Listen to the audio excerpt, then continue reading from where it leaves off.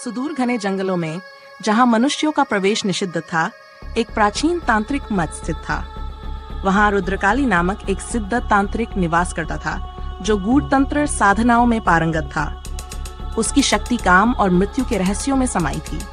एक रात एक रहस्यमयी स्त्री वहां पहुंची। उसका नाम था अन्वेषा। उसकी आंखें अंधकार में भी चमकती थीं और उसकी उपस्थिति में एक विचित्र आकर्षण था।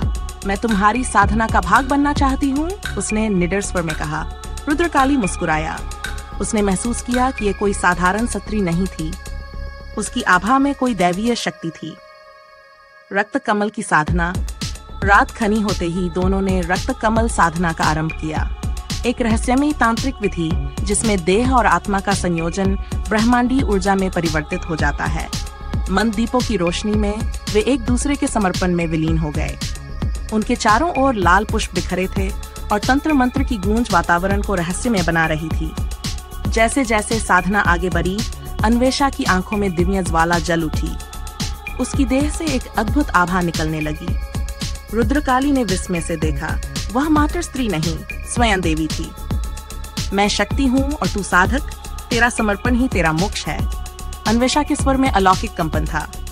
रुद्रकाली नतमस्तक हो गया। उसने स्वयं को पूर्णतः अन्वेषा के हवाले कर दिया।